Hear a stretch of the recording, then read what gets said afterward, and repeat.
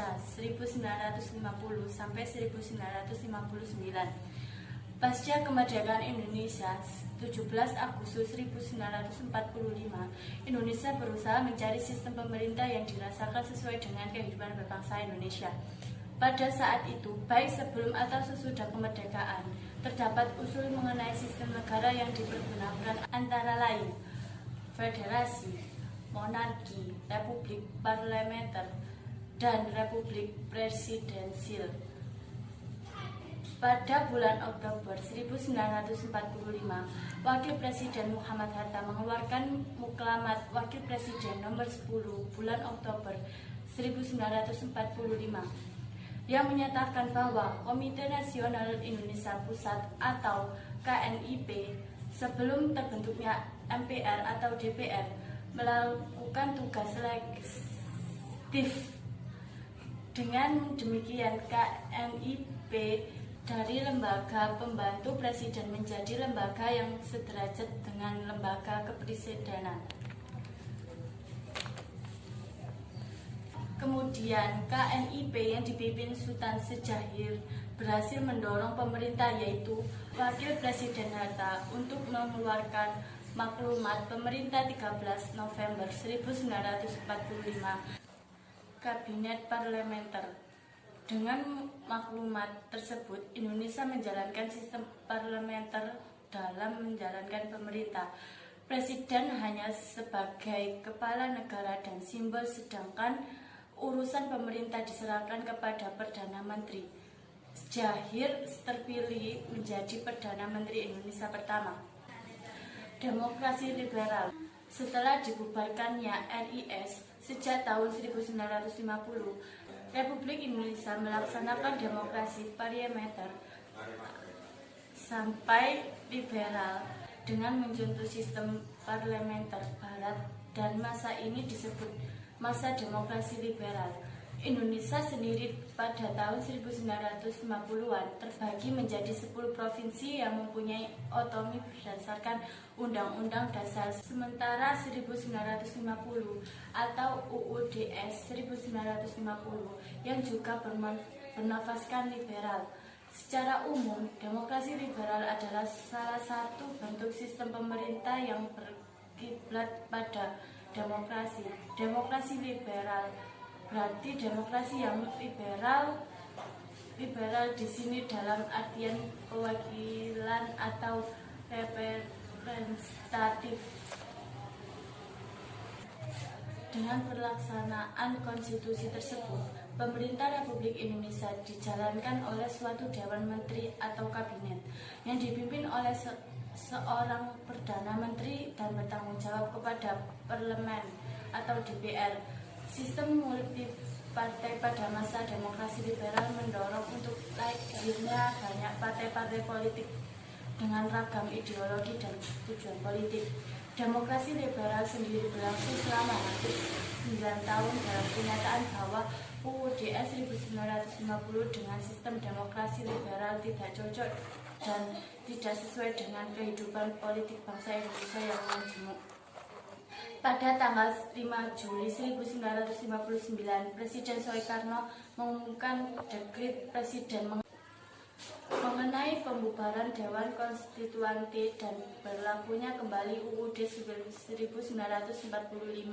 serta tidak berlakunya UUDS 1950 karena dianggap tidak cocok dengan keadaan ketatanegaraan Indonesia. Pelaksanaan pemerintah merupakan masa munasnya partai-partai politik pada pemerintah Indonesia. Pada masa ini terjadi pergantian kabinet. Partai-partai politik terkuat mengambil alih kekuasaan. PNI dan Masyumi merupakan partai yang terkuat dalam DPR atau parlemen.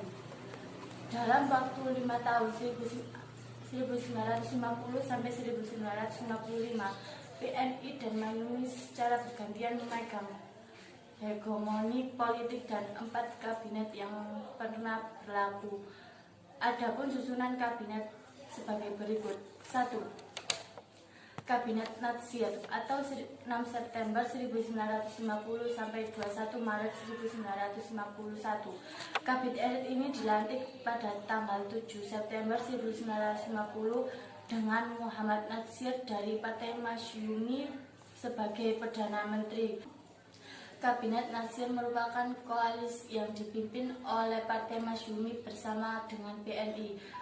Kabinet ini memiliki struktur yang terdiri dari tokoh-tokoh terkenal duduk di dalamnya seperti Sri Sultan Hamengkubuwono IX, Mr. Asad, Insinyur Juanda, dan Profesor Dr.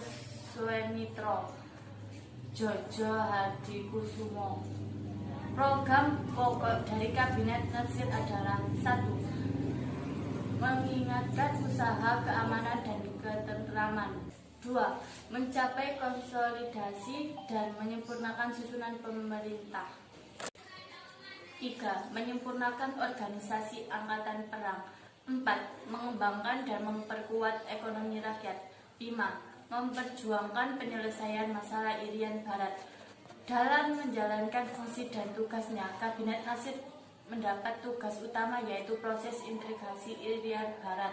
Akan tetapi, Kabinet Natsir kemudian mendapat kendala yaitu pada masa kabinet ini terjadi banyak pemberontakan seperti Gerakan DI atau TII, Gerakan Andi Ajis, Gerakan APRA, Gerakan Republik Maluku Selatan atau RMS.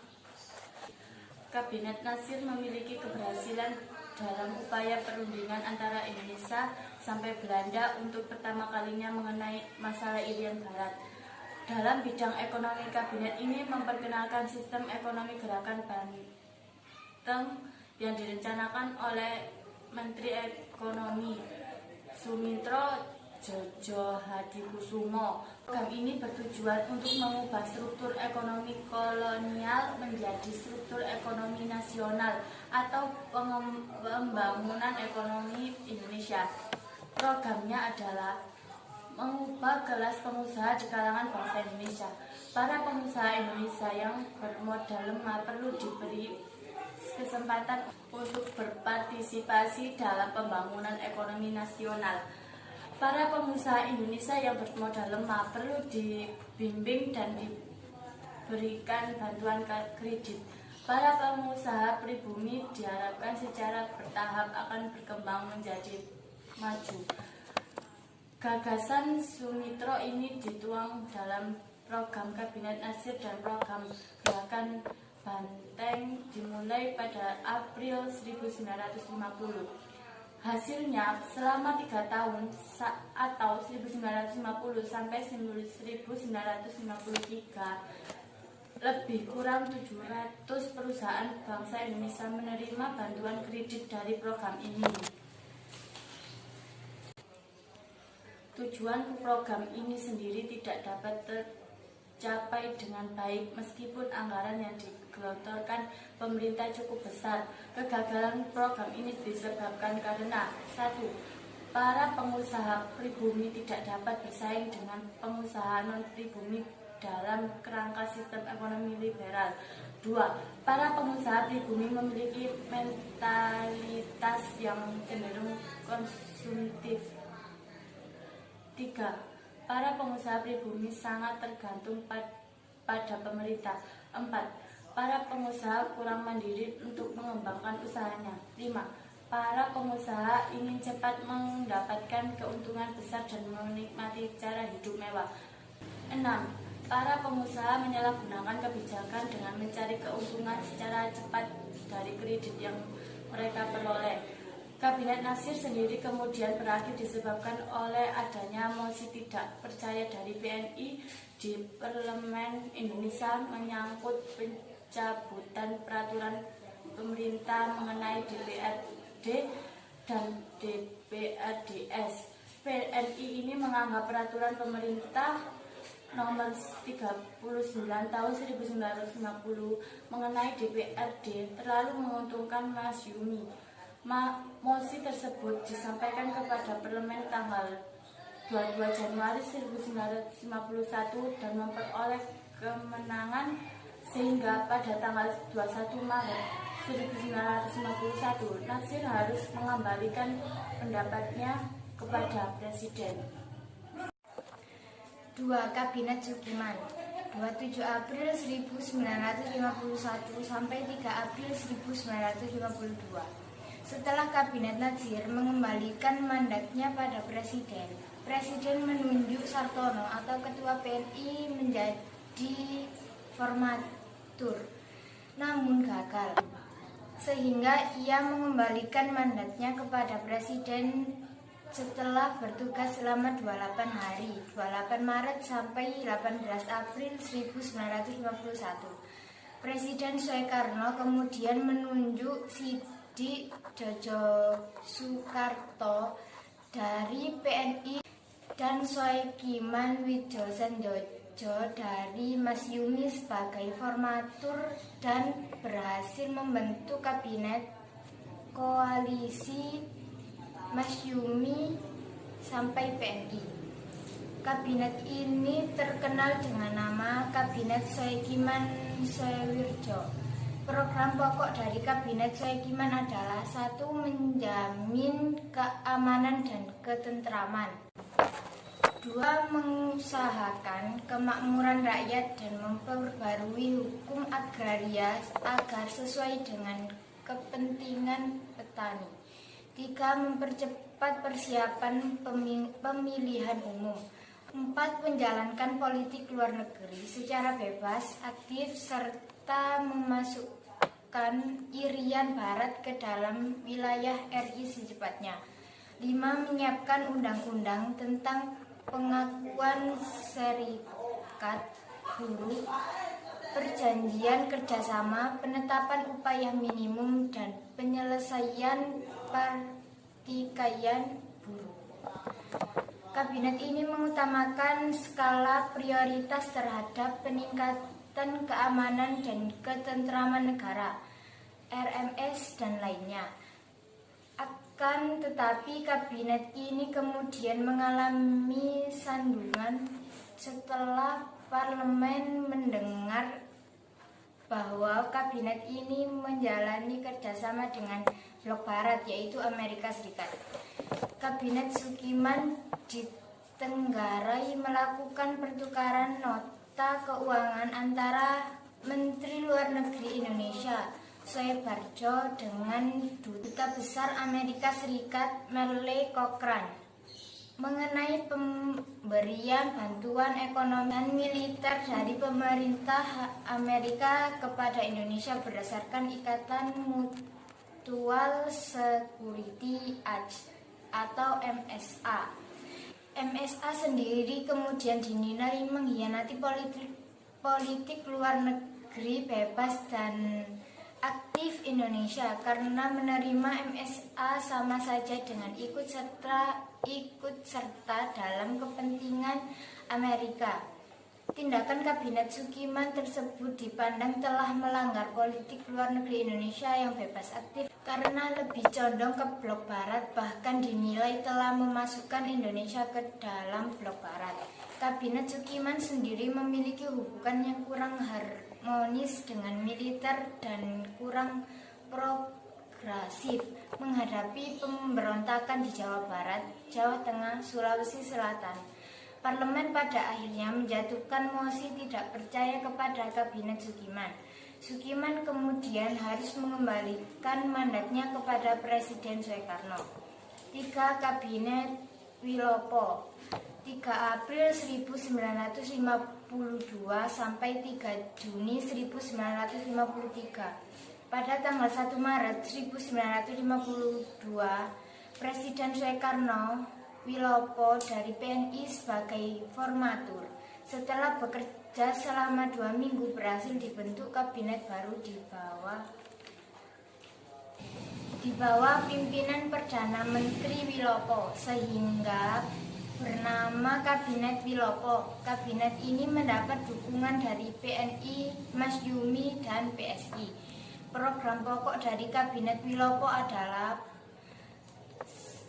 program dalam negeri. 1. Menyelenggarakan pemilihan umum untuk memilih Dewan Konstituante, DPR dan DPRD. 2. Meningkatkan kemakmuran rakyat. 3. Meningkatkan pendidikan rakyat.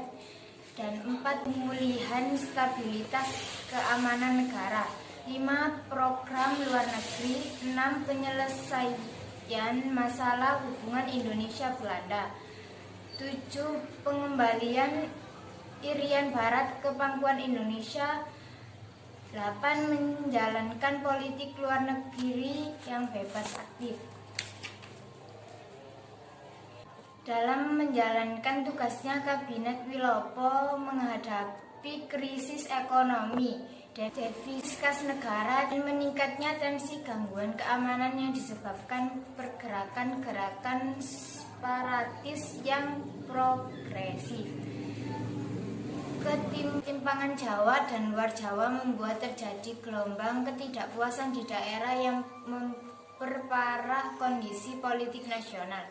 Kabinet Wilopo juga harus menghadapi konflik 17 Oktober 1952 yang menempatkan TNI sebagai alat sipil dan munculnya masalah intern dalam TNI sendiri. Konflik semakin diperparah dengan adanya surat yang menjelekkan kebijakan Kolonel Gatot Subroto dalam usahanya memulihkan keamanan di Sulawesi Selatan. Munculnya peristiwa Tanjung Morawa mengenai persoalan tanah perkebunan di Sumatera Timur atau Delhi. Peristiwa Tanjung Morawa merupakan peristiwa bentrokan antara aparat kepolisian dengan para petani liar yang didukung PKI mengenai persoalan tanah perkebunan di Sumatera Timur atau Delhi. Akibat peristiwa Tanjung Morawa, muncullah mosi tidak percaya dari Serikat Tani Indonesia terhadap Kabinet Wilopo, sehingga Wilopo harus mengembalikan mandatnya pada Presiden pada tanggal 2 Juni 1953. 4. Kabinet Ali Sastro Amijoyo 1. 31 Juli 1953 sampai 12 Agustus 1955.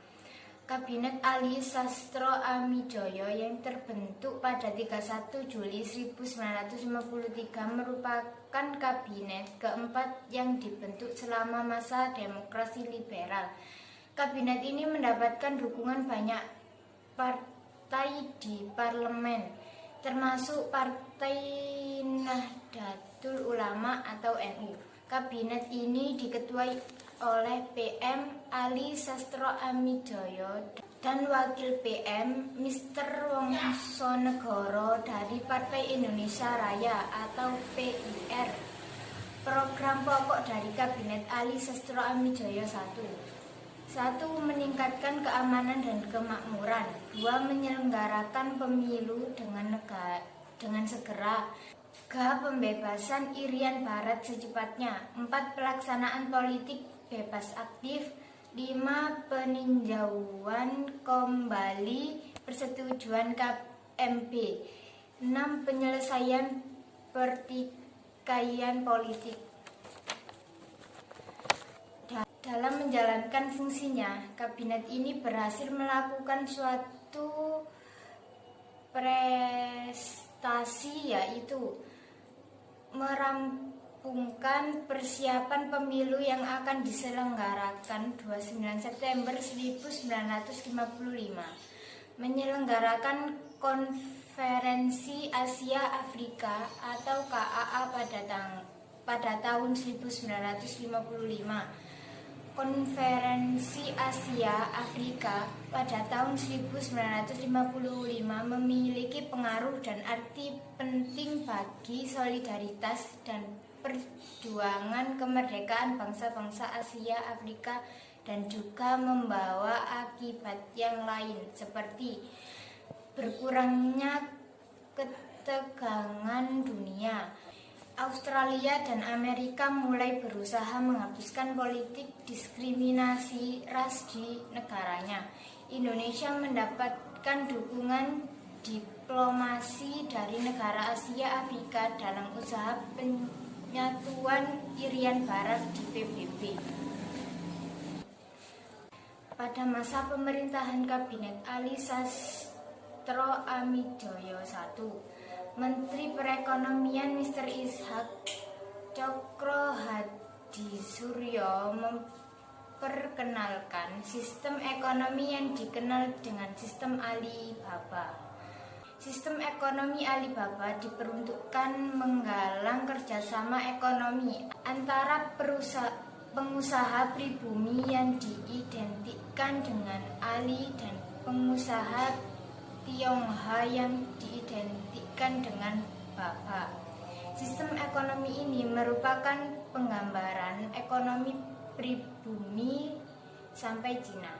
Sistem Alibaba digambarkan dalam dua tokoh, yaitu Ali sebagai pengusaha pribumi dan Baba digambarkan sebagai pengusaha non-pribumi yang diarahkan pada pengusaha Cina. Dalam pelaksanaan kebijakan Alibaba, pengusaha non-pribumi diwajibkan untuk memberikan latihan-latihan kepada pengusaha Indonesia. Sistem ekonomi ini kemudian didukung dengan satu pemerintahan yang menyediakan lisensi kredit dan lisensi bagi usaha swasta nasional. Dua, pemerintah memberikan perlindungan agar pengusaha nasional mampu bersaing dengan pengusaha asing. Tiga, pelaksanaan sistem ekonomi Alibaba tidak berjalan sebagaimana mestinya. Para pengusaha pribumi akhirnya hanya dijadikan sebagai alat bagi para pengusaha Tionghoa untuk mendapatkan kredit dari pemerintah. Kabinet Ali ini juga sama seperti kabinet terdahulu, mengalami permasalahan mengatasi pemberontakan di daerah seperti DI atau TII di Jawa Barat, Sulawesi Selatan, dan Aceh. Terjadinya peristiwa 27 Juni 1955, yaitu peristiwa menunjukkan adanya kemelut dalam tubuh TNI AD memperburuk usaha peningkatan keamanan negara. Pada masa kabinet ini, keadaan ekonomi masih belum teratasi karena maraknya korupsi dan peningkatan inflasi. Konflik PNI dan NU memperburuk koalisi partai pendukung kabinet Ali yang mengakibatkan NU menarik menteri-menterinya. Pada tanggal 20 Juli 1955 yang diikuti oleh partai lainnya, keretakan partai pendukung mendorong kabinet Ali Sastro I harus mengembalikan mandatnya pada presiden pada tanggal 24 Juli 1955. 5. Kabinet Burhanuddin Harahap 12 Agustus 1955 3 Maret 1956. Program pokok dari Kabinet Burhanuddin Harahap adalah 1. Mengembalikan kewibawaan pemerintah, yaitu mengembalikan kepercayaan Angkatan Darat dan masyarakat kepada pemerintah. 2. Melaksanakan pemilihan umum menurut rencana yang sudah diterapkan dan mempercepat terbentuknya parlemen baru. 3. Masalah desentralisasi, inflasi, pemberantasan korupsi. 4. Perjuangan pengembalian Irian Barat. 5. Politik kerjasama Asia Afrika berdasarkan politik luar negeri bebas aktif. Kabinet Burhanuddin Harahap ini mencatatkan sejumlah keberhasilan dalam menjalankan fungsinya, seperti 1. Keberhasilan menyelenggarakan pemilu pada tanggal 29 September 1955 untuk memilih anggota DPR dan 15 Desember untuk memilih Dewan Konstituante. 2. Membubarkan Uni Indonesia Belanda. 3. Menjalin hubungan yang harmonis dengan Angkatan Darat bersama dengan polisi militer, melakukan penangkapan para penjabat tinggi yang terlibat korupsi. Pemilu yang dilakukan pada tahun 1955 menghasilkan 4 partai besar di parlemen, yaitu PNI, NU, Masyumi, dan PKI. Pemilu itu diikuti oleh 27 dari 70 partai yang lolos seleksi. Kabinet ini mengalami gangguan ketika kebijakan yang diambil berdampak pada banyaknya mutasi dalam lingkungan pemerintahan yang dianggap menimbulkan ketidaktenangan. Kabinet ini sendiri mengembalikan mandatnya kepada Presiden Soekarno ketika anggota parlemen yang baru kurang memberikan dukungan kepada kabinet. Pada tanggal 20 Maret 1956 didukung oleh 3 partai besar di parlemen, PNI, NU, dan Masyumi. Ali Sastroamidjojo mendapatkan mandat untuk kedua kalinya membentuk kabinet. Program pokok dari kabinet Ali Sastroamidjojo II adalah program kabinet ini disebut Rencana Pembangunan 5 tahun yang memuat program jangka panjang sebagai berikut. 1. Perjuangan pengembalian Irian Barat. 2. Pembentukan daerah-daerah otonomi dan mempercepat terbentuknya anggota-anggota DPRD. 3. Mengusahakan perbaikan nasib kaum buruh dan pegawai. 4. Menyehatkan peimbangan keuangan negara. 5. Mewujudkan perubahan ekonomi kolonial menjadi ekonomi nasional berdasarkan kepentingan rakyat. 6. Pembatalan KMB. 7. Pemulihan keamanan dan ketertiban. Pembangunan 5 tahun menjalankan politik luar negeri bebas aktif. 8. Melaksanakan keputusan KAA. Kabinet ini mendapatkan dukungan penuh dari parlemen dan Presiden Soekarno sehingga dianggap sebagai titik tolak dari periode planning dan investment. Kabinet ini berhasil melakukan pembatalan seluruh perjanjian KMB. Pada masa kabinet ini muncul gelombang anti-Cina di masyarakat, meningkatnya pergolakan dan kekacauan di daerah yang semakin menguat serta mengarah pada gerakan separatisme dengan pembentukan dewan militer di Sumatera dan Sulawesi. Lambatnya pertumbuhan ekonomi dan pembangunan mengakibatkan krisis kepercayaan daerah luar Jawa dan menganggap pemerintah pilih kasih dalam melakukan pembangunan. Pembatalan KMB menimbulkan masalah baru khususnya mengenai nasib modal pengusaha Belanda di Indonesia. Timbulnya perpecahan antara Masyumi dan PNI mengakibatkan mundurnya sejumlah menteri dari Masyumi, membuat kabinet hasil pemilu ini jatuh dan menyerahkan mandatnya kepada Presiden. 6. Kabinet Juanda 9 April 1957 sampai 5 Juli 1959. Kabinet baru kemudian dipimpin oleh Insinyur Juanda yang kemudian membentuk kabinet yang terdiri dari para menteri yang ahli dalam bidangnya. Kabinet ini dikenal dengan istilah zakat kabinet karena harus berisi unsur ahli dan golongan intelektual dan tidak adanya unsur partai politik di dalamnya. Program pokok dari Kabinet Juanda dikenal sebagai pancakarya, yaitu 1. Membentuk Dewan Nasional.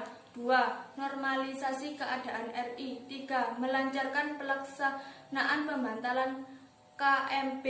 4. Perjuangan pengembalian Irian Jaya. 5. Mempergiat atau mempercepat proses pembangunan. Presiden Soekarno juga pernah mengusulkan dibentuknya Dewan Nasional ini sebagai langkah awal demokrasi terpimpin. Pada masa Kabinet Juanda terjadi pergolakan di daerah-daerah yang menghambat hubungan antara pusat dan daerah. Untuk mengatasinya diadakanlah Musyawarah Nasional atau Munas di Gedung Proklamasi Jalan Pegangsaan Timur nomor 56 tanggal 14 September 1957. Munas tersebut membahas beberapa hal, yaitu masalah pembangunan nasional dan daerah, pembangunan angkatan perang, dan pembagian wilayah Republik Indonesia.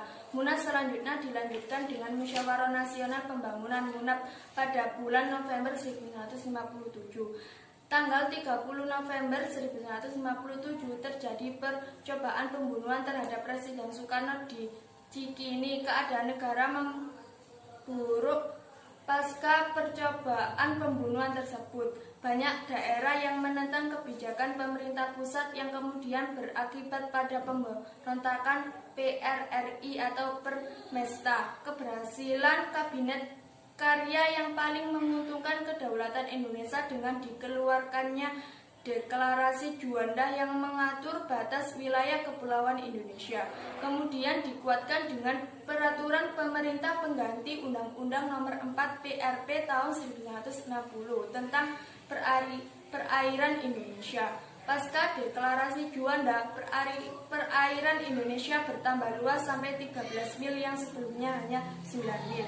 Sebelum Deklarasi Juanda, wilayah negara Republik Indonesia mengacu pada Ordonansi Hindia Belanda 1939, yaitu Territorial Zone and Maritime Kringen Ordonansi 1939 atau TZNKKO 1939. Dalam peraturan zaman Hindia Belanda ini, pulau-pulau di wilayah Nusantara dipisahkan oleh laut di sekelilingnya, dan setiap pulau hanya mempunyai laut di sekeliling sejauh 3 mil dari garis pantai. Ini berarti kapal asing boleh dengan bebas melayari laut yang memisahkan pulau-pulau tersebut. Akhir masa demokrasi liberal di Indonesia. Kekacauan politik yang timbul karena pertikaian partai politik di parlemen menyebabkan sering jatuh bangunnya kabinet sehingga menghambat pembangunan. Hal ini diperparah dengan Dewan Konstituante yang mengalami kebuntuan dalam menyusun konstitusi baru, sehingga negara Indonesia tidak memiliki pijakan hukum yang mantap. Kegagalan konstituante disebabkan karena masing-masing partai hanya mengejar kepentingan partainya saja tanpa mengutamakan kepentingan negara dan bangsa Indonesia secara keseluruhan. Masalah utama yang dihadapi konstituante adalah tentang penetapan dasar negara. Terjadi tarik ulur di antara golongan-golongan dalam konstituante. Sekelompok partai menghendaki agar Pancasila menjadi dasar negara, namun sekelompok partai lainnya menghendaki agama Islam sebagai dasar negara. Dalam situasi dan kondisi seperti itu, beberapa partai politik mengajukan usul kepada Presiden Soekarno agar mengambil kebijakan untuk mengatasi kemelut politik. Oleh karena itu, pada tanggal 5 Juli 1959, Presiden Soekarno mengeluarkan dekret yang berisi sebagai berikut. 1. Pembubaran konstituante. 2. Berlakunya kembali UUD 1945. 3. Tidak berlakunya UUD 1950. 4. Pembentukan MPRS dan DPAS. Keluarnya dekret Presiden 5 Juli 1959 dan tidak diberlakukannya lagi UUDS 1950, maka secara otomatis sistem pemerintahan demokrasi liberal tidak berlaku lagi di Indonesia dan mulainya sistem presidensil dengan demokrasi terpimpin ala Soekarno.